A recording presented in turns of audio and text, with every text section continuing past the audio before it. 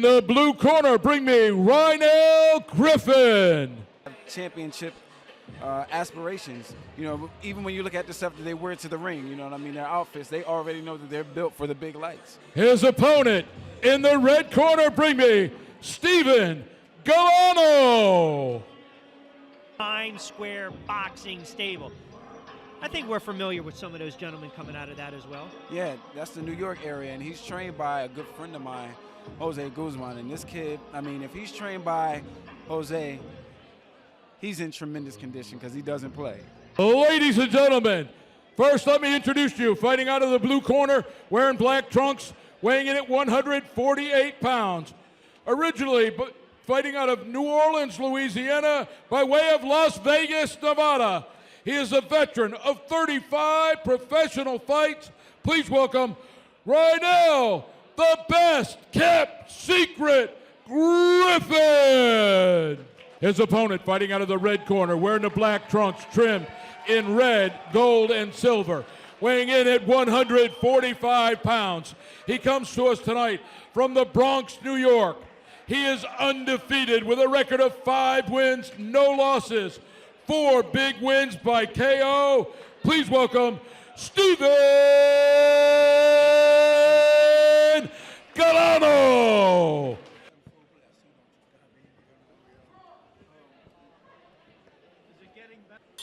All right, this one's slated for 6. Griffin and the upstart Galeano in the black, silver, and gold trunks. Griffin in the solid black trunks. And, I mean, Griffin has been in there with Rancis Bartholomew, Yordenis Ugas, Mason Miner. Like, this guy's been in there with a little bit of everybody.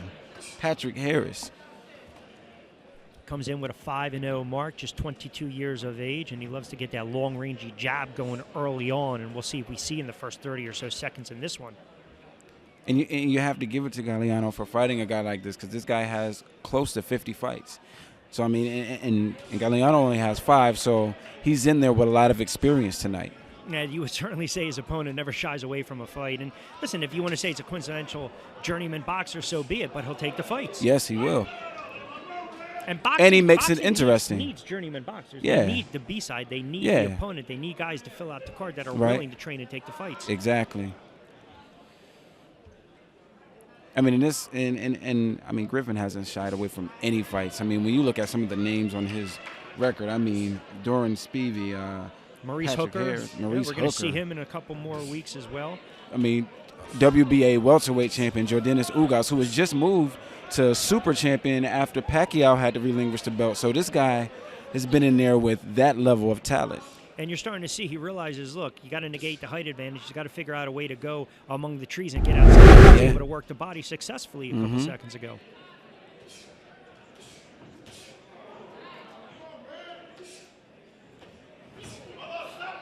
I mean, Stevie Galeano at 22 years old, man, he's very sharp. Yeah, long, very rangy, sharp. right? Very Not rangy. smothering the punches. Is that something you look for in a young fighter, too? Not smother the punches, especially if you get his opponent up against the ropes. You know, step away a little bit, give your chance a little bit to breathe. Absolutely, and it gives you space. And these are things I mean, coming out of that New York circuit, I would know being a New Yorker. I mean, you know, at 13, 14 years old, we were sparring with seasoned pros. So this guy, I mean, you could look at the way he turns his hook over. You know, that's a move as a 5-0 pro. You would expect him to do that 5 or 10 fights from now. And he's doing it right here in the 6th professional fight. This is stuff he learned early in his career. If you're Griffin, knowing that you've had so many fights under your belt, do you have to try to kind of a little rough housing?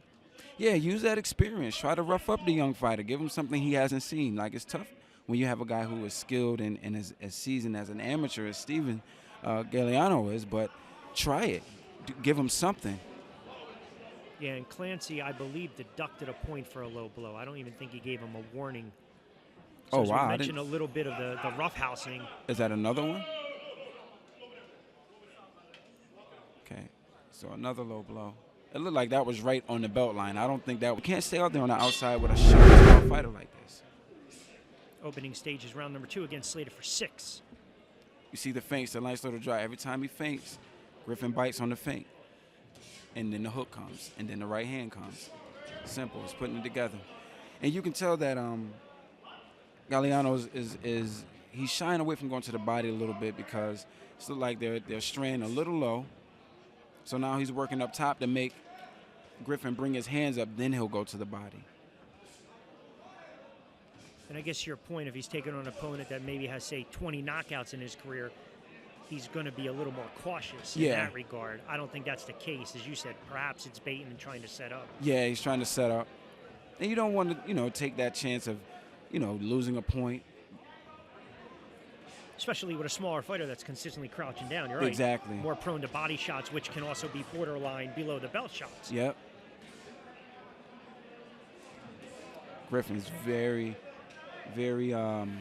he's poised. He's getting caught with good shots, but he's very poised, and that comes from that experience of being there with big name fighters. I have noticed when Galeano hits us with those body shots, it takes a moment or two for him to get his hands back up. Yeah. Again, you're wondering if the game plan for Galeano is go to the body and then quickly come back up top.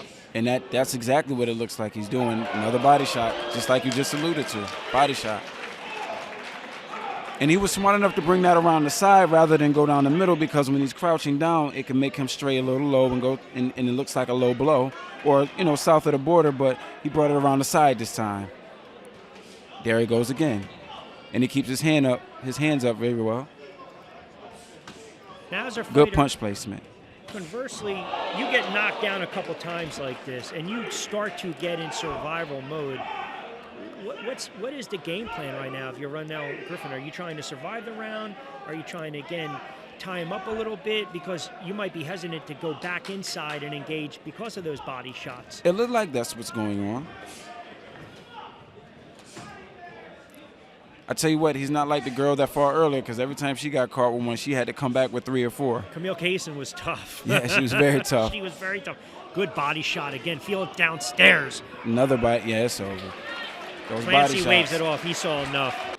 Ladies and gentlemen, 2 minutes, 25 seconds into the second round, your winner and still undefeated, Steven Galeano.